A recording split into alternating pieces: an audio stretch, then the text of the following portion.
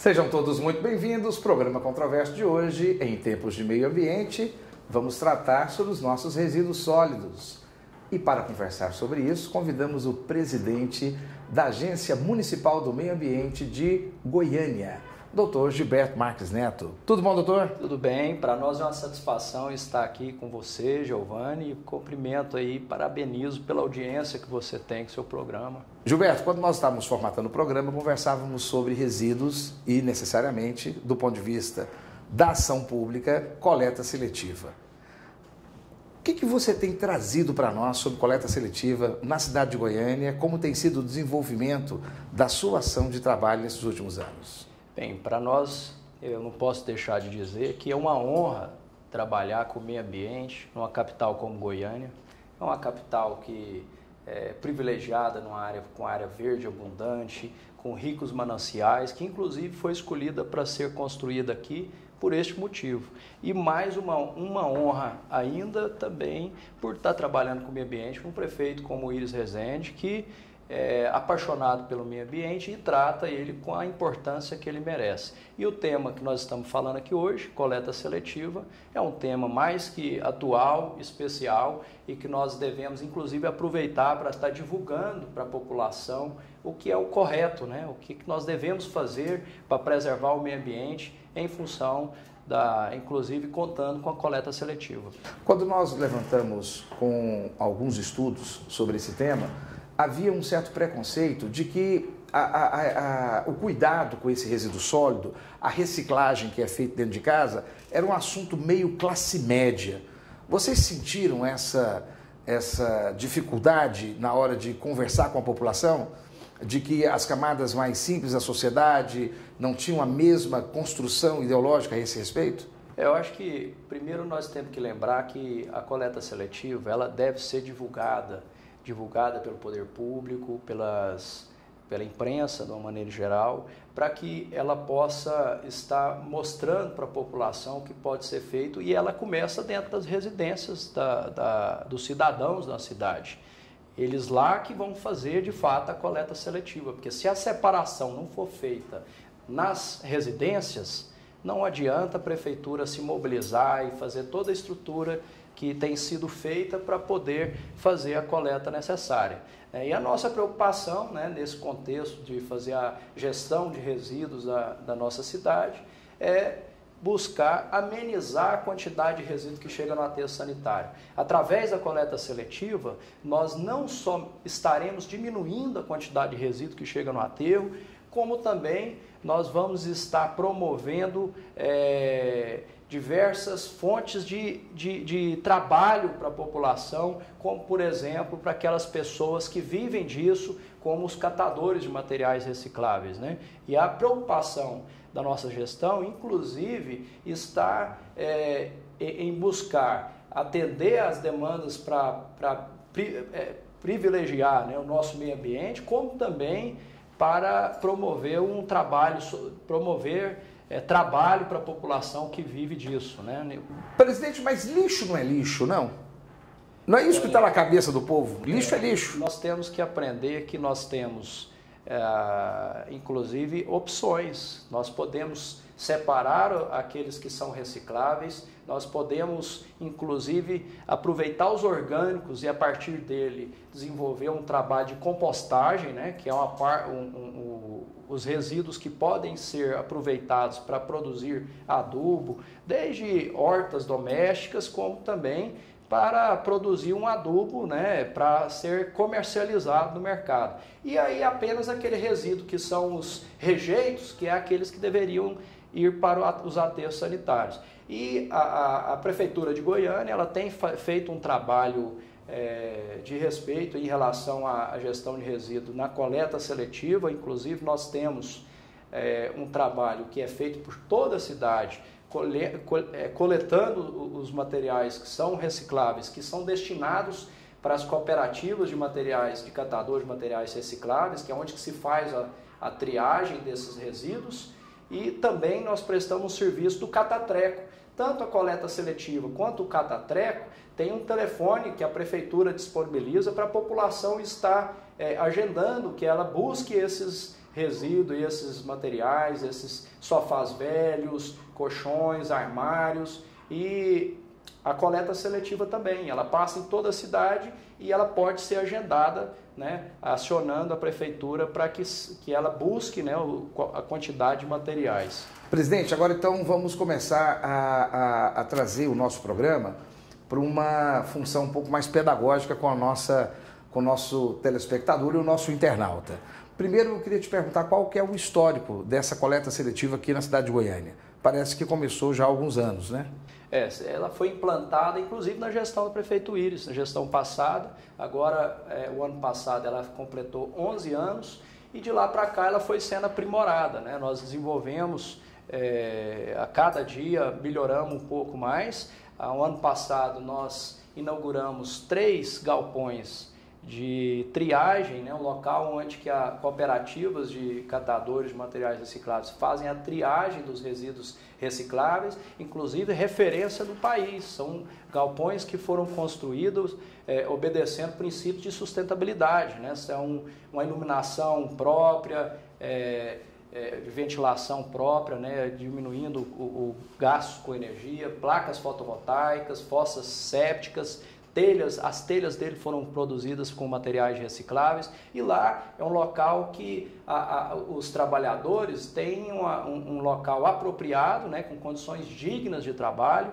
Inclusive a nossa preocupação é com a população, as pessoas que trabalham puxando os carrinhos com materiais reciclados na rua, além de estar, de certa forma, prejudicando o trânsito da cidade, estão ali em condições inapropriadas. E o que nós estamos fazendo é organizando desenvolvendo as políticas públicas necessárias para que essas pessoas possam trabalhar através das cooperativas de forma adequada. Inclusive, nós vamos ter agora, por esses dias, um evento, né, final do mês, que a OCB, a Organização das Cooperativas do Brasil, estará em parceria com a AMA desenvolvendo um trabalho para capacitação e está orientando e dando condições para que essas cooperativas trabalhem, né, e desenvolvam o seu trabalho, porque não só na separação dos resíduos, mas também desenvolvendo aí a parte da comercialização, a parte como empreendedores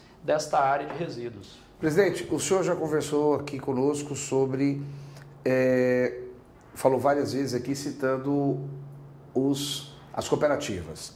Quais são os grandes parceiros da AMA para o desenvolvimento da coleta seletiva? Quando a gente fala em cooperativas, nós temos que lembrar uma parceria muito importante que a Prefeitura tem com o Ministério Público do Estado de Goiás. A gente tem um trabalho de parceria, inclusive a construção desses galpões foi feita a partir de uma parceria onde o Ministério Público disponibilizou o táxi para a construção dos galpões, a Prefeitura com as suas áreas, e fazendo um trabalho entregando para essas cooperativas todos os materiais, né, que são coletados na cidade para que ela possa fazer a triagem dando destinação correta para esses resíduos. Ministério Público, um grande parceiro, então. Sem dúvida. Além do Ministério Público, quem é mais um grande parceiro dessas ações da AMA? Nós podemos dizer em relação à educação ambiental, que é feito um trabalho bastante importante aí através da parceria que a AMA tem com a Secretaria Municipal de Educação, e a gente tem feito trabalhos com estudantes das escolas municipais. Nós temos quase 400 escolas no município de Goiânia e nós trabalhamos em torno aí de 100 crianças por dia, fazendo um trabalho promovendo os ensinamentos necessários para que essas crianças cresçam preservando o meio ambiente da nossa capital. Desde palestras educativas, né, e essas crianças fazem trilhas nos parques que a gente realiza esses trabalhos, né, e também participam construindo objetos, brinquedos a partir de materiais recicláveis. E é uma forma de ensinar que essas crianças, além de aprender, levem para suas casas e se tornem multiplicadores. Essa criança já chega em casa dando bronca no pai. Presidente, e quais outras secretarias da Prefeitura? Por exemplo, um órgão, a Comurg. A Comurg deve ser o grande parceiro da AMA, não? Sem dúvida. Como que funciona essa relação da coleta seletiva AMA-Comurg? A AMA ela é o órgão que faz a gestão e a política pública ambiental da capital. E a Comurg ela é a executora, é a empresa pública contratada pelo município para fazer esse trabalho de coleta, operacional, do aterro, a varreção de rua. E a AMA tem uma ligação direta aí com a Comurg nesse dia a dia. A Comurg que faz tudo isso acontecer. Através da Comurg é feita o catatreco, a coleta seletiva, que faz todo esse, que é o elo importante para dar a destinação final desses resíduos, é através do trabalho que é feito de uma forma muito importante da Comurg. Presidente, a coleta seletiva é muito importante porque nós temos aí menor impacto de todo esse lixo nos rios, nos córregos, ao longo aí das nossas praças e assim por diante. E parece-me que Goiânia teve aí um reconhecimento da melhor coleta seletiva, segundo, terceiro lugar no Brasil. Isso procede? Sem dúvida. E nós tivemos uma divulgação de um jornal da capital paulista, de um dos jornais de maior circulação, de que Goiânia estaria em terceiro lugar, perdendo apenas para Palmas e Florianópolis. Agora eu tenho minhas dúvidas, porque Goiânia, o trabalho que vem sendo feito, e segundo informações dos últimos meses, eu entendo que Goiânia já deve estar em primeiro. Nós estamos conseguindo uma quantidade que não me deixa satisfeito em relação à porcentagem que nós estamos reciclando. Nós podemos atingir muito mais que isso e nós estamos fazendo um trabalho para que isso de fato aconteça. Nós já temos, inclusive, o Ecoponto funcionando, que é um local onde a população pode destinar até 2 metros cúbicos de resíduo de construção civil, diminuindo, né, os riscos, os problemas que nós temos com descarte de entulho em locais inadequados, que é um problema sério que, numa outra oportunidade, nós podemos estar vindo falar aqui.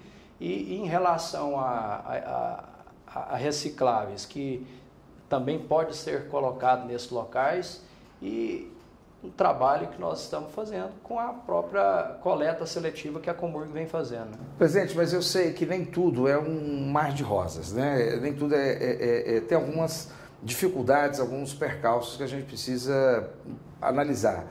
Nós temos algumas dificuldades com estruturas, poucos caminhões nem tão adequados. O que o senhor imagina para o futuro, né? Nós temos aí mais um ano de gestão do prefeito e sabemos que esse é um projeto mais permanente. Como é que o senhor imagina o senhor enfrentar o próximo ano e que legado deixar para os próximos, né? Para os próximos presidentes, né? Ou, se de repente, o senhor permaneça, talvez, nessa função, mas o senhor vai responder no próximo bloco. E você permanece conosco, está no lugar certo.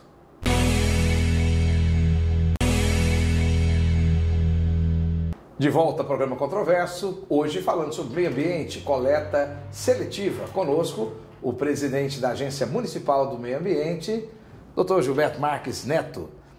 Gilberto, nós fomos para o intervalo, eu tinha perguntado para você exatamente sobre a questão de estrutura. A coleta seletiva ela tem 2 eixos que eu entendo que são os principais. Educação, para que a comunidade ela possa entender o processo da reciclagem e cumprir a reciclagem. Esse vai ser o nosso segundo tópico que nós vamos discutir contigo. E o primeiro é estrutura. A estrutura que nós conseguimos levantar está um pouco modesta. Nós temos aí mais de 1 milhão de pessoas em Goiânia, são milhares, centenas de milhares de lares, né? Milhares de ruas, centenas de setores, e nós estamos com 16 caminhões trucados. Esses caminhões trucados são muito grandes, não entram em várias ruas. Nós tivemos vários setores até relativamente irregulares em Goiânia, e isso me parece que dificulta muito o projeto. Você tem aí um abacaxi na mão. Como é que você imagina resolver isso? Como é que você... não tem como exigir um pouco mais aí do teu parceiro Comurg? Não tem alguma verba que a agência possa? O que você imagina? Como você vê essa situação?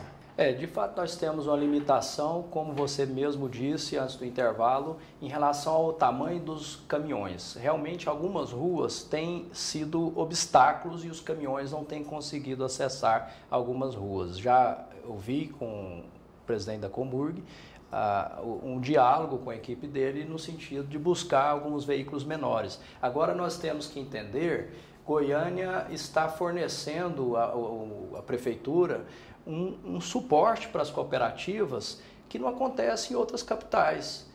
Em outras capitais, as cooperativas têm seus próprios caminhões e o que nós estamos procurando fazer é dar condições para que elas se estruturem. Eu falei no início da entrevista em relação aos galpões que eles receberam, outros que serão construídos e todo o suporte que a prefeitura tem dado para que as cooperativas consigam andar com as suas próprias pernas, né? Certo, então vamos lá. Então o eixo de estrutura seria: a prefeitura vem através da Comurg, que é uma autarquia, uma agência, ela vem com uma empresa pública. Empresa pública, uma agência. Uma empresa pública, e ela vem com alguns caminhões, mas o ideal é que as cooperativas também elas se organizem. Ok. Exatamente. Mas aí então eu já vou fazer uma outra pergunta. Como é que ficou as questões dos ecopontos? Nós tínhamos aqui em Goiânia um projeto de 8, 9 ecopontos. Parece que esses ecopontos foram abandonados, estamos aí com 1 ou 2 ecopontos funcionando. Para as cooperativas poderem trabalhar, não precisaria ter esse lugar onde a população pudesse descartar e as cooperativas pudessem buscar também? Também isso também não ajuda na estrutura? Vejam bem, a Goiânia não tinha esses ecopontos. Nós temos o primeiro ecoponto no Jardim Guanabara. Isso. E já estamos com 20 áreas já licenciadas, né, que foram escolhidas em todas as regiões da cidade para fazer pelo menos 20 ecopontos em outras regiões. E nós já estamos com recurso do Fundo Municipal do Meio Ambiente, já passou pela apreciação do COMAN, nosso Conselho de Meio Ambiente, o recurso para ser utilizado para a construção de novos ecopontos, e a intenção é distribuir pontos em todas as regiões da cidade para que a população tenha onde destinar. Vai ser na sua gestão ainda, esses 20 ecopontos, vai ser na sua gestão? Se Deus quiser, nós estamos trabalhando para isso. Nossa equipe de arquitetura está terminando de fazer os projetos, finalizando os projetos para poder fazer o início das construções desses ecopontos. Acho que seria interessante explicar para o nosso telespectador e o internauta o que é o ecoponto e a importância do ecoponto, né? Os ecopontos são aquele local onde que a população pode levar uma pequena quantidade de resíduo, é de graça, não vai cobrar nada.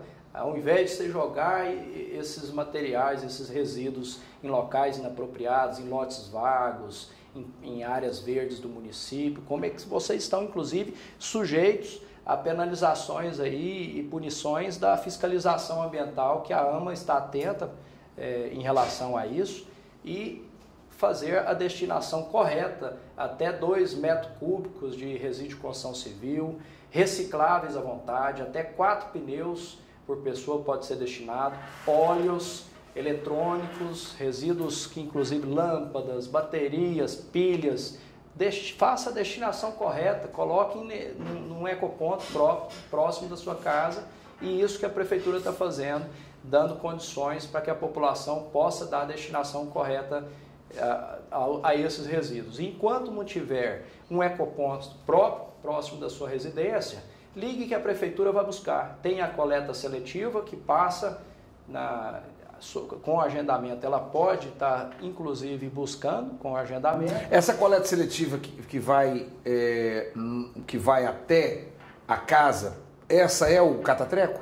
O Catatreco tem um telefone e a coleta seletiva tem outro, nós podemos estar divulgando. Nós estamos colocando aqui agora, tá? O telefone, a produção já está colocando agora, tá? O telefone do Catatreco, o telefone da coleta seletiva e os outros telefones de utilidade pública, presidente? Exatamente. É uma forma de divulgar para que a população entenda que vale a pena dar a destinação correta aos resíduos. Não só pensando no meio ambiente, mas também no quanto isso será importante para gerar empregos e para colocar dinheiro no bolso de quem está precisando, que ganha pouco, mas que está ganhando dinheiro com essa atividade. E o catatreco, presidente? Como é que funciona o catatreco? Quando qualquer pequena reforma, um sofá velho, um armário, pneus, alguns objetos que precisam ser descartados, não joga isso, não coloca isso na calçada, não. Liga que o catatreco vai lá buscar. E qual é o custo disso? Por exemplo, eu tenho uma pequena reforma, deve ter algum custo, né? Então, nós estamos falando de sofás, colchões, né? Agora resíduos de construção civil, nós temos até 2 metros cúbicos. Os ecopontos que vão ser colocados? Ou que se loque uma caçamba, né? Uma caçamba estacionária para que seja colocado adequadamente, mas nunca jogar em locais inapropriados. Inclusive, eu queria aproveitar, a fiscalização da AMA vem fazendo um trabalho intenso para apreendendo veículos que estão descartando esses resíduos em locais inadequados. Nós temos uma parceria aí com o batalhão da Polícia Militar, o batalhão ambiental, um trabalho importante que o Coronel Edson vem comandando e fazendo um suporte para que os fiscais ambientais tenham condições de desenvolver esse trabalho com segurança. Não só para o descarte de entulho, mas para todas as fiscalizações que são feitas, inclusive relacionadas à poluição sonora, relacionadas a queimadas, cortes de árvores. A AMA, em parceria com a Polícia Militar, o Batalhão Ambiental, vem fazendo um excelente trabalho e quem está fazendo isso está vendo que não está valendo a pena. Presidente, o senhor foi muito elogiado nos levantamentos que nós fizemos. O senhor foi muito elogiado em relação ao seu dinamismo e em relação à sua disponibilidade de estar conversando com as instituições, com as cooperativas, as associações e de estar com o seu gabinete aberto. Mas a gente sabe que não adianta só a boa vontade, né?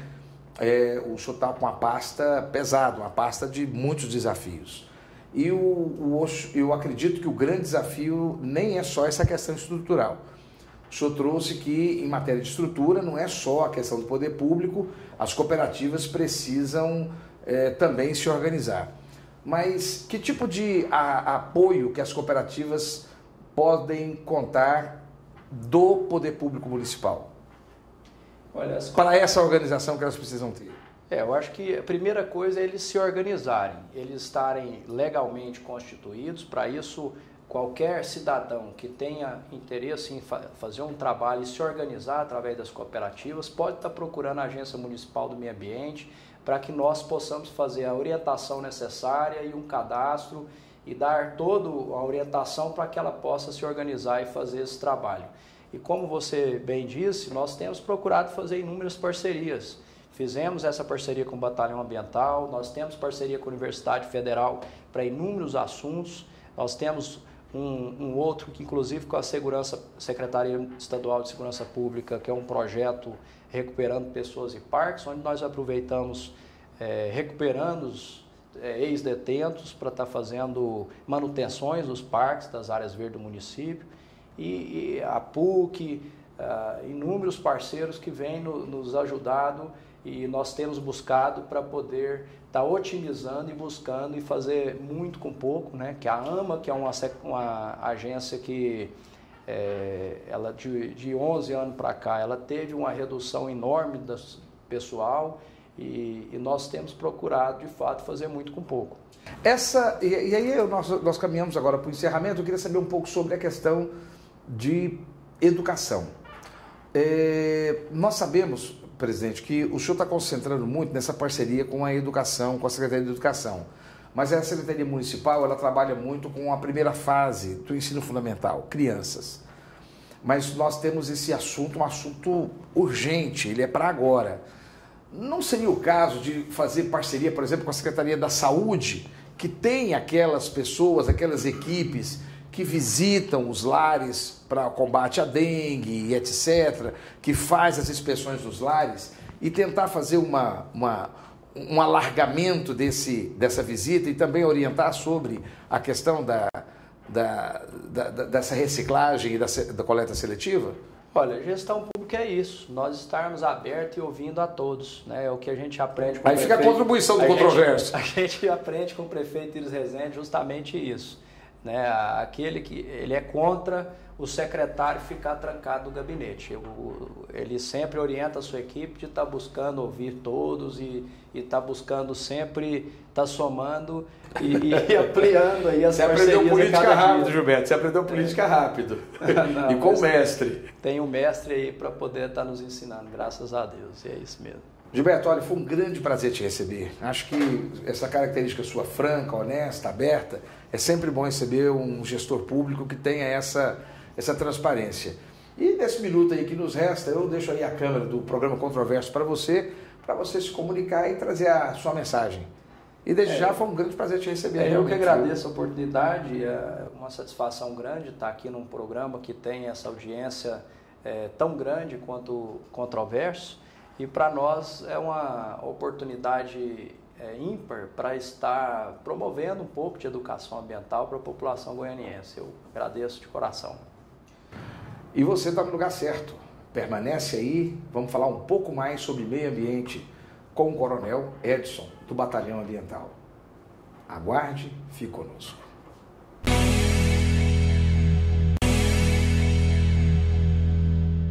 De volta no Controverso, continuamos a falar sobre meio ambiente. E agora com o comandante do Policiamento Ambiental da Polícia Militar do Estado de Goiás, o Tenente Coronel Edson Cândido. Tenente Coronel, que prazer ter o senhor aqui conosco. Prazer, seja muito bem-vindo. Prazer é nosso. A Polícia Militar agradece a oportunidade de estar aqui para falar de meio ambiente. Coronel Edson, nós temos visto que Goiás tem tido um certo protagonismo, com várias repercussões na mídia nacional. Parece que temos funcionado de maneira diferenciada. O que nós temos de novo aqui no nosso comando do policiamento militar? Doutor Giovanni, nós temos assumido o protagonismo na defesa do meio ambiente desde 1987, quando ocorreu o acidente com o CS-137 em Goiânia. A Polícia Militar criou uma companhia para cuidar das questões do meio ambiente e, com o advento da Constituição Estadual, a Constituição estabeleceu no seu artigo 100 que a Polícia Militar deveria ter uma unidade de polícia ambiental para cuidar do meio ambiente e para proteger os mananciais. E de lá para cá nós temos feito esse trabalho. Diga-se de passagem, um trabalho de excelência. O comando do policiamento ambiental hoje, ele está em todo o estado de Goiás. Nós temos uma unidade em Rio Verde, uma em Caldas Novas, uma em Goiânia, uma em Aruanã e outra em Goianésia. E nós estamos agora fazendo nosso planejamento para levar uma unidade do Comando de Polícia Ambiental para a região de Formosa, que vai atender o Nordeste goiano. Mesmo assim, nós atendemos lá de forma intermitente. Nós temos ido lá fazendo operações, de sorte que nós estamos em todo o estado de Goiás, temos feito um trabalho de defesa dos mananciais, do meio ambiente. Nós temos atuado de forma, digamos assim, em parceria com o IBAMA, com a Secretaria Estadual de Meio Ambiente, com a Secretaria Municipal de Meio Ambiente dos municípios, porque é sabido por todos que há problemas ambientais em todos os municípios. Diga-se de passagem, você estava falando no bloco anterior com o doutor presidente aqui da AMA sobre a questão dos lixos, né? Nós temos uma questão que não é privilégio do estado de Goiás, é uma preocupação nacional, mundial, que é a questão das reciclagens dos lixos. E nós temos feito um trabalho de orientação às prefeituras, temos feito um trabalho de fiscalização junto com a Secretaria Estadual do Meio Ambiente, dos licenciamentos, por exemplo, licenciamento para desmatamento, licenciamento para construções de barragens. Recentemente nós tivemos agora um implemento nessa área, né?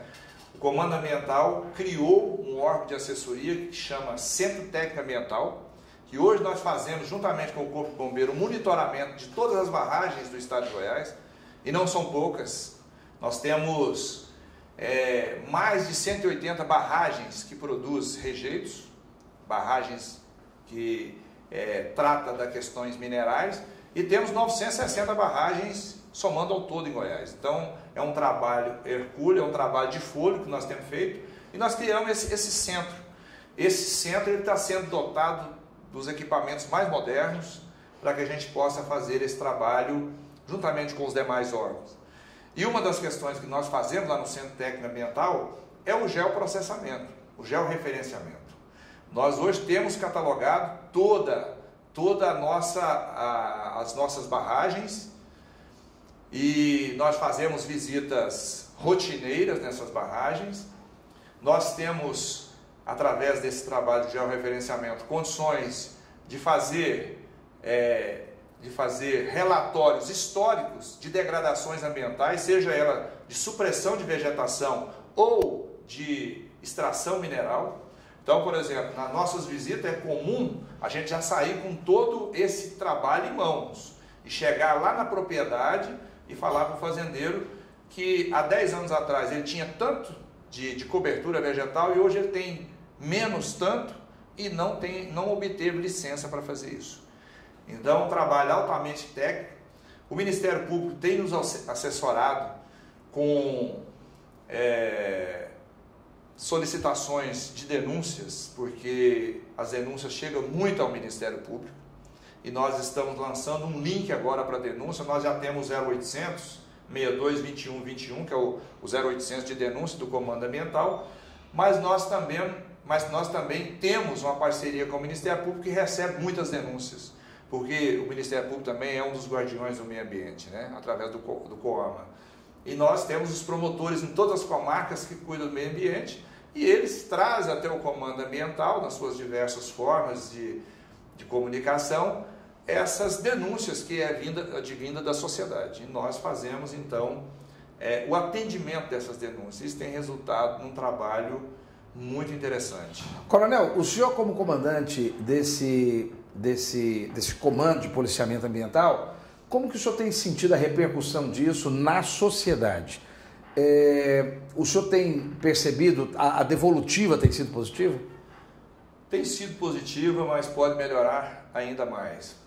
Nós temos hoje grupos, ONGs, que faz também, juntamente conosco, um trabalho de conscientização, né? Nós temos uma sociedade que ainda precisa ser conscientizada. Por exemplo, nós temos crimes ambientais que eles são cometidos porque a pessoa acha que ela não será, né, apenada por isso. Ela confia na impunidade, confia na burocracia, na lentidão, né? E muitas vezes nós chegamos neles. Comandante, desculpa cortar, eu não quero cortar o senhor, eu quero detalhar um pouco mais minha pergunta, porque o senhor foi exatamente nela.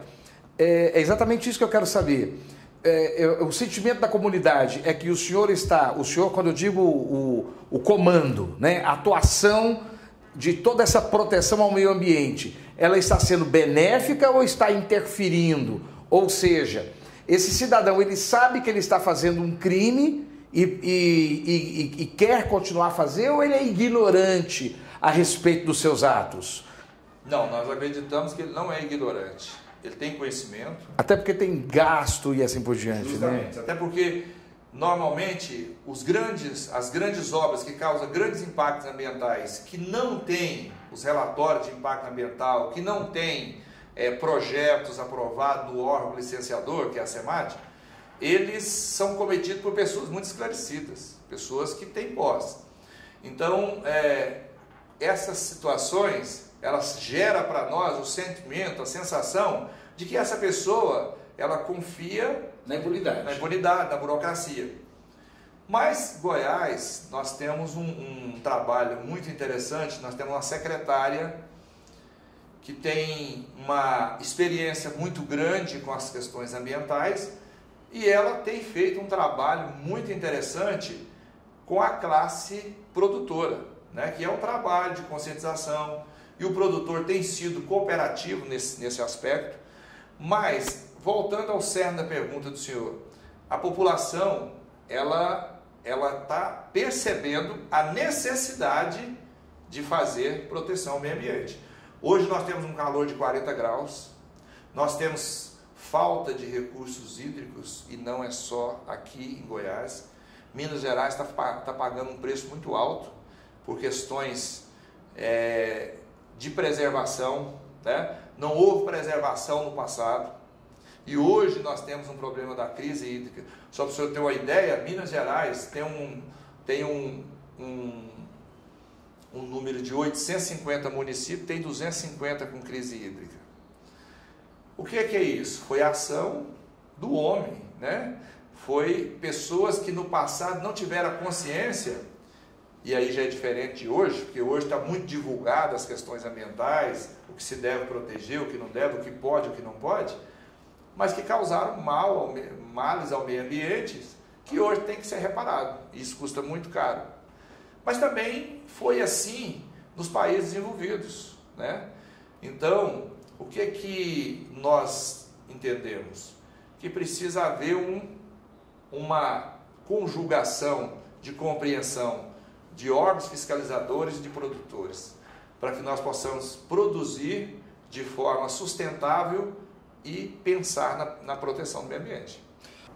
Coronel Edson, diante da sua resposta, basicamente,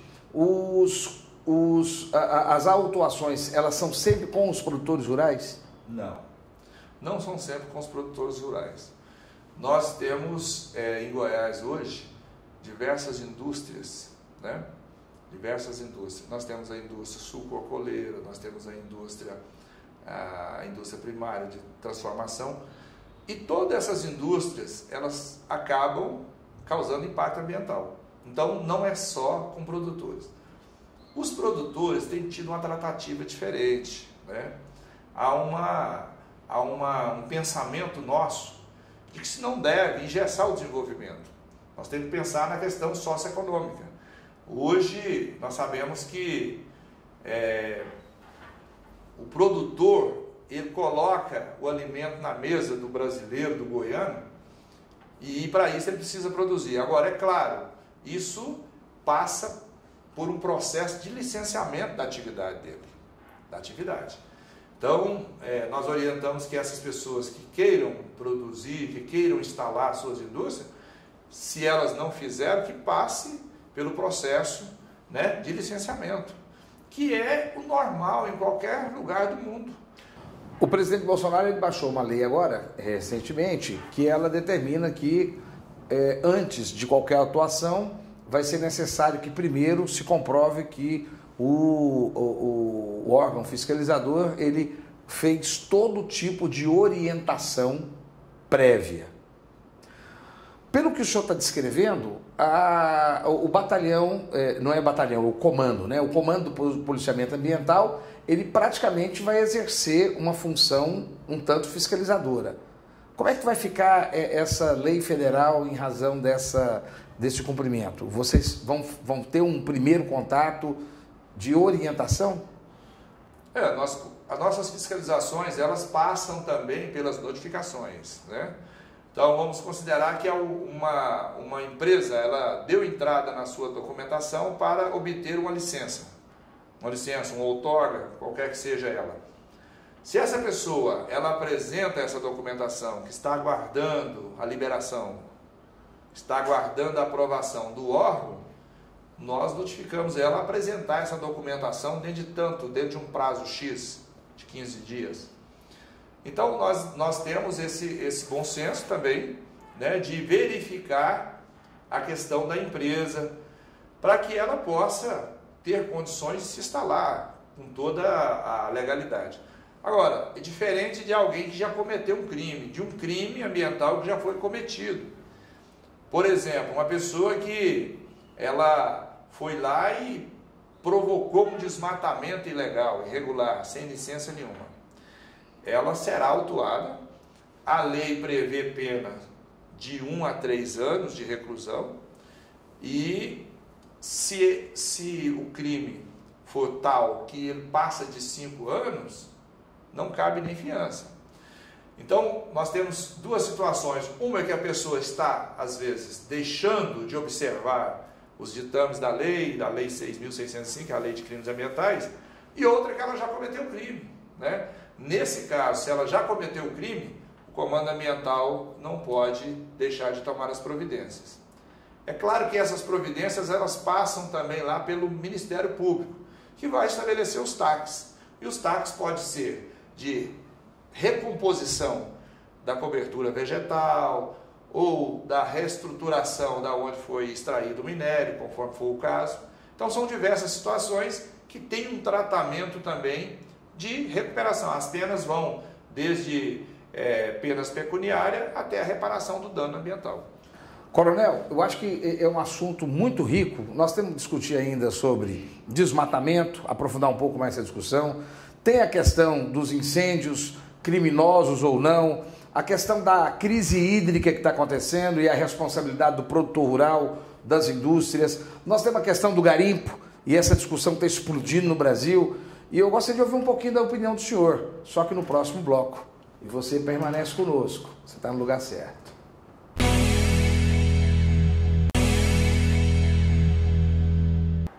De volta ao programa Controverso, falando sobre o nosso comando do policiamento ambiental da Polícia Militar do Estado de Goiás, com o Tenente Coronel Edson Cândido. Tenente Coronel, nós estávamos conversando exatamente dessa relação com o produtor rural. Queria complementar essa parte ainda e saber, nós percebemos aí, por exemplo, que na crise hídrica nós começamos já a ter um problema de abastecimento de água aqui em Goiânia e o governador em pessoa, ele se envolveu nessa discussão, né? Qual tem sido a direção do governador em relação à forma de conduzir com o produtor? Olha, Giovanni, tem sido a melhor possível. Eu tenho visto, como você disse, o nosso governador, Ronaldo Caiado, ele tem descido lá para falar com o produtor, né? E agora ficou muito claro isso em uma reunião que nós tivemos em Umas, onde nós passávamos por essa dificuldade da crise hídrica da bacia do Meia Ponte. E foi feita uma reunião ali, conduzida pelo José, o José da FAEG, nosso deputado federal, e ali foi tratado o governador diretamente com o produtor. E com o produtor da agricultura familiar, aquele agricultor que produz o alface, que abastece a cidade ali. Nós temos 7 municípios na bacia do Meia Ponte. E é essa pessoa da agricultura familiar. Então, o nosso governador, ele tem, como você disse, em pessoa, falado diretamente com o nosso produtor. Então, as tratativas têm sido as melhores possíveis. Por quê? Nós entendemos também que há por trás dessa situação também uma família que sobrevive ali da hortaliça. Nós temos ali na bacia do Meia Ponte, nós temos indústria que emprega 1.500 funcionários, que é a indústria sucroalcooleira de Umas. Então nós temos uma situação muito interessante em que o governador envolveu pessoalmente, juntamente com a secretária. Nós estivemos em loco em diversas ocasiões, conversando com o agricultor e pedindo ele a compreensão para que respeitasse uma diretriz do governo, que foi uma portaria estabelecida pelo governo, dos horários de irrigação. Então o nosso governador tem... Então a irrigação não foi proibida, como algumas pessoas falam, não. Foi só organizada. A irrigação ela foi organizada para que essa irrigação fosse feita no período noturno, né? Isso nós tivemos envolvimento junto com a secretária André Vulcanes, diretamente lá com o produtor, por diversas vezes, nós visitando, e houve um processo crescente. No mês de julho, nós começamos a fazer um trabalho de orientação. A gente percebeu, através da Superintendência de Recursos Hídricos da Secretaria Estadual de Meio Ambiente, nós percebemos que ia ser um ano difícil, como foi em 2017. E aí a Secretaria, nós já estabelecemos um planejamento para trabalhar, o Comando Ambiental junto com a Secretaria Estadual do Meio Ambiente, e o Corpo de Bombeiro veio depois, de orientação a esse produtor, que ele devesse restringir o uso da água do período diurno, até porque a irrigação no período diurno, você sabe que ela não faz o efeito esperado, e fizesse no período noturno, que ela seria melhor aproveitável e nós teríamos um descanso para o rio. E isso foi feito. E eles entenderam isso.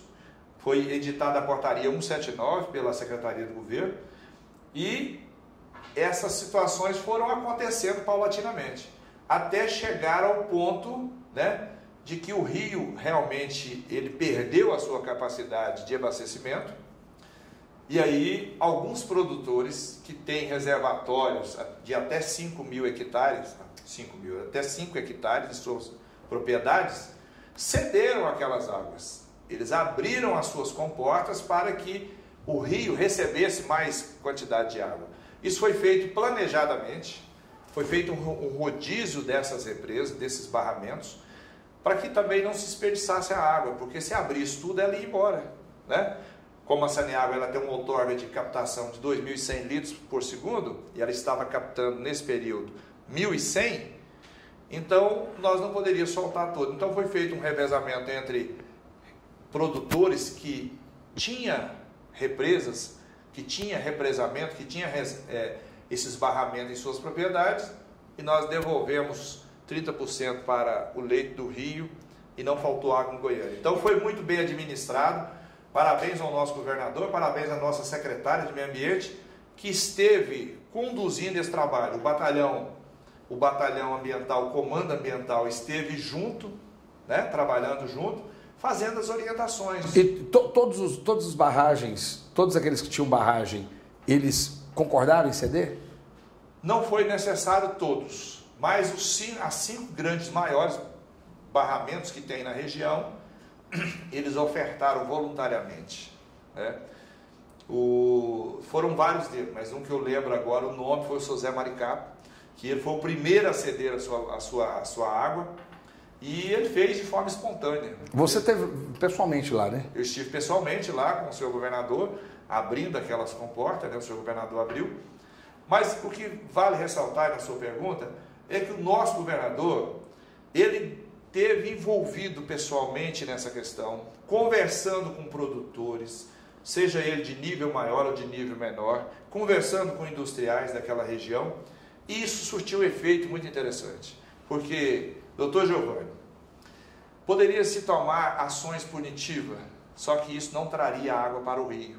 Então foi feito um trabalho de tratativas com os produtores, que surtiu um efeito muito bom. Embora alguns casos de desobediência da portaria, houve atuação. Houve atuação. E chegou um dado momento que foi necessário dar esse recado. Se não respeitasse aquela norma, aquela portaria, haveria punições. E houve para alguns poucos, mas eles foram muito cooperativos. Agora, vamos falar do outro lado dessa relação aí, que é o lado, infelizmente, o lado chato, que é a questão dos incêndios. Nós tivemos aí, infelizmente, o Brasil dentro de uma crise mundial, né? Internacional, aliás. Como você vê essa discussão dos incêndios nessas florestas brasileiras? Doutor, é o seguinte... Principalmente o incêndio criminoso. Tem incêndio criminoso aqui em Goiás? Houve alguns casos. Nós chegamos a ter, no mês de setembro, num final de semana, 613 focos de incêndio. Não, tenente. Quanto? 613. 613 focos? Num final de semana. Então não é possível que 613 focos de incêndio sejam incêndios espontâneos. De bituca de cigarro que joga na estrada. Não é possível isso. Mas a polícia esteve atenta e houve autuações, inclusive. Prendeu. Houve prisões na região de Santa Helena, na região de Indiara. Houve autuações por parte da Polícia Militar, de pessoas que estavam atirando fogo nos canaviais. Algum ecologista? Não se tem notícia que fosse, mas nós do Comando Ambiental, nós notificamos 21 casos de incêndios. As delegacias estão apurando, né? Estão apurando, mas há alguns casos pontuais houve materialização juntamente com as pessoas que foram presas. de elas jogando PETs com combustíveis dentro. Coquetel Molotov. Coquetel Molotov. E um dos casos, por muito pouco, que uma das indústrias de álcool da região sudoeste não veio a ser incendiada. Então o alvo não era a floresta, o alvo era a indústria. Era a indústria e esses incêndios alastravam pelas pastagens. Aqui em Goiás, estou falando de Goiás, né? Goiás é onde eu estive mais envolvido com a situação. Nós tivemos alguns casos sugêneres. Por exemplo, a pessoa foi colocar lá um fogo em um entulho, num lixo, e o vento jogou essa faísca e queimou o pasto, queimou pastagem. Teve alguns casos que eu lembro que a pessoa foi tirar a abelha. Você sabe que o agricultor tradicional ele vai lá tirar a abelha com fumaça. Com fumaça. E houve um incêndio na região ali de Jaraguá e pegou fogo nas matas, nas pastagens. Então houve diversos casos. Então nós não dizemos que todos os casos foram criminosos dolosos, mas a maioria foram criminosos culposos. A pessoa sabendo do risco que poderia ter e mesmo assim arriscou. Agora, há diversos incêndios aí que podem ter acontecido por um acidente, um mero acidente, né? Uma faísca de um escapamento de um carro ou de sei lá, qualquer outra coisa que possa ter ocasionado o incêndio. Mas o volume foi muito grande para dizer que esses incêndios foram todos espontâneos. A intenção de desmatamento também contribuiu? A intenção de desmatamento não influencia muito nas questões dos incêndios. Nós temos em Goiás... Coronel, essa é uma informação extremamente importante para a formação da opinião do nosso telespectador, do nosso internauta. Por que o senhor categoricamente diz que ela não é fundamental? Eu disse que ela não influencia tanto na questão dos incêndios, porque nós tivemos incêndio fora de situações de desmatamento. Vamos pegar, por exemplo, o nosso produtor rural tradicional, ele já é daquela cultura de limpar as pastagens com incêndio, com fogo. Ou seja, onde tem pastagem, já está desmatado. Já está desmatado. E, normalmente, os incêndios eles ocorreram porque nós tivemos um período de estiagem muito longo. Nós tivemos mais de 130 dias de estiagem consecutiva. Isso fez com que a vegetação ficasse muito propensa a propagar fogos. Mas foi feito um trabalho muito interessante pelo Corpo de Bombeiro, que é o Cerrado Vivo, né, que teve diversas divulgações nos meios de comunicação, pedindo, aclamando. Mas mesmo assim nós tivemos muitos incêndios. Agora, como nós dissemos, né, aquele sistema tradicional de limpeza de pasto com fogo, ele está fora de moda, né? Isso é uma situação que o produtor que está nos assistindo, seja ele de maior ou de menor porte, ele tem que se preocupar com isso, né? Porque esse incêndio ele fica fora de controle. Esse fogo que ele coloca ali para limpar a pastagem dele, ele perde o controle. Nós tivemos incêndio na região de Alto Paraíso, na Serra Dourada. Esses incêndios nessas regiões não tem como ser controlados. Por quê? A topografia não favorece o Corpo de Bombeiros, os voluntários, as brigadas voluntárias que tem nesses parques, fazer a extinção desse incêndio. Mas mesmo nesses parques, o senhor acha que não é para poder desmatar, para aumentar a pastagem? O senhor ainda acha que é para limpar a pastagem? Não, aí nesses casos, por exemplo, do Parque Nacional lá de Alto Paraíso, né? E aqui na Serra Dourada, a gente entende que nós temos muitos andarilhos, né, que saem por aí, e foi detectado em alguns desses casos essa ação de andarilhos.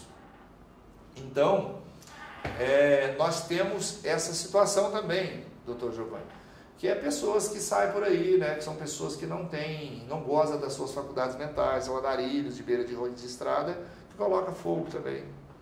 Coronel Edson, essas informações que o senhor está trazendo sobre incêndio, aqui pelo menos, na parte da Amazônia Legal, pertencente aqui a Goiás, então, basicamente, são em razão de incêndios criminosos que não tem nada a ver com a questão de floresta, tem a questão da limpeza de pasto, tem a questão de ações específicas, mas como lixo e etc., e até mesmo de ação de pessoas de forma individual, mas não muito ligadas à questão do desmatamento especificamente, não é isso? Isso tudo atrelado ao período de estiagem que foi muito prolongado. Não está faltando um pouco mais de ensino, de cultura sobre essas questões para o nosso povo goiano? Não está precisando um pouco mais de aula, de curso para esse pessoal, não? Sim, foi muito oportuna a sua pergunta. E a Polícia Militar, através do Comando de Policiamento Ambiental, criou um projeto que está no nosso plano estratégico, que é o Guardião Ambiental Mirim. O que é o Guardião Ambiental Mirim? É um projeto de educação que dá visibilidade social, cidadania e educação ambiental para jovens de escolas municipais. Então nós estamos agora em 17 municípios do estado de Goiás, com 17 turmas. E nós vamos ampliar agora, nós estamos indo para Rio Verde, vamos para outros municípios que têm pedido o Guardião Mirim. E esse trabalho é um trabalho para conscientizar o adulto de amanhã. E também nós formamos agora recentemente 64 em Aparecida de Goiânia, e nós contamos com ele nas ações educativas. Imagina que os nossos antepassados não tinham informação a respeito de preservação ambiental. Essas crianças, elas passam por um curso intensivo de 6 meses, vão aprender sobre reciclagem, sobre lixo, sobre preservação, sobre a importância do meio ambiente, e elas vão ser multiplicadoras dessa ideia. Então, a sua pergunta é interessante. Nós precisamos realmente educar as nossas crianças, assim como é na matéria de trânsito, né? Hoje, os pais são chamados a atenção dentro dos seus veículos por crianças, né? Então, a Polícia Militar tem feito esse trabalho e vamos continuar fazendo, porque entendemos que através da educação é que nós vamos romper essa barreira da ignorância. Desculpa, a ignorância que eu falo é aquela ausência de conhecimento, não é? A pessoa não tem conhecimento, ou ela sabe e não faz, ou não tem consciência. As duas coisas nós precisamos atingir. Coronel, prazer imenso ter tido esse momento aqui com o senhor. Eu que sou testemunha da sua carreira, uma brilhante carreira, tem 20 anos que eu o acompanho, mais de 20 anos, né? Desde 96 que nós estamos juntos, que eu o acompanho e o admiro. E deixo aí minha lente para que o senhor deixe a sua mensagem e fica aqui os meus mais sinceros votos de sucesso absoluto aí nessa nova empreitada, nesse novo caminho do senhor. Doutor Giovanni, a Polícia Militar agradece, né? Nós temos o privilégio de estar aqui nesse programa, que tem uma audiência fantástica, trazendo essas informações que julgamos muito importantes para o nosso público goiano, e dizer que nós estamos lá à disposição. Se você precisar de uma orientação, o nosso 0800 62 21 21 está à sua disposição. Se precisar de alguma orientação também pode ligar. Se tiver alguma denúncia, pode fazer através desse número, 0800 62 21 21. E nós estamos lançando, e nós vamos convidar você para estar conosco, nós estamos lançando um link de denúncia, onde a pessoa pode fazer o upload de fotos e mandar, porque hoje nós temos a facilidade da internet, né? E eu gostaria de fazer um convite aqui para você, a sua equipe, a produção desse programa, para estar conosco em breve. Nós vamos estar formando 180 Guardiões Mirins em Goiânia. Vai ser algo assim tremendo, porque nós estamos fazendo educação ambiental de fato, né? Sem grandes investimentos, mas com a ajuda de prefeituras, com a ajuda de parceiros e com a ajuda das secretarias e das comissões de meio ambiente das câmaras. O programa Controvérsia estará presente, pode ficar tranquilo. Agradeço. Muito obrigado pela sua presença, muito obrigado pelo seu trabalho. E você, telespectador, continua conosco, você está no lugar certo. Até semana que vem, programa Controverso.